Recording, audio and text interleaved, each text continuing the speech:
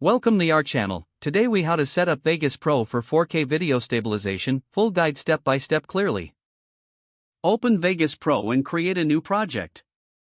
Set your project settings to match your desired 4K resolution. Go to File and select Properties.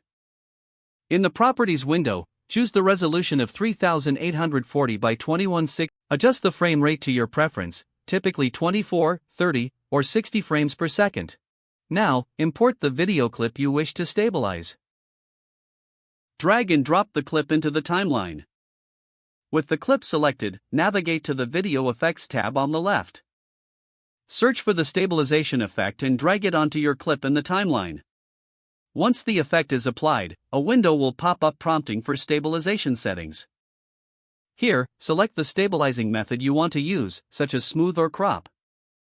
If your footage has a lot of motion, consider enabling cropless for better results. Adjust the smoothness slider to find the right balance for your video.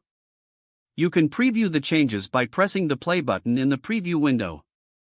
If you're satisfied with the results, it's time to render your stabilized video. Go to File and select Render As. In the rendering window, choose your desired file format. Make sure to select a 4K option for the highest quality output. Name your file and choose a destination folder. Finally, click on the Render button to finish the process. Once rendering is complete, your stabilized 4K video is ready for viewing. If the page does not load, refresh the browser or try again in a private or incognito window. Make sure you are using the correct email address, then retype it carefully to avoid small typos.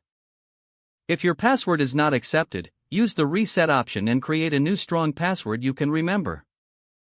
Check your spam folder for verification or security emails, then complete any. Enable two-factor authentication if available to improve account security and reduce unauthorized access risk.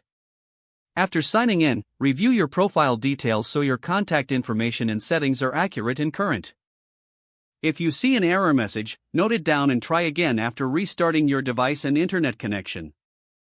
Don't forget to like this video and subscribe to our channel for more step-by-step tech guides.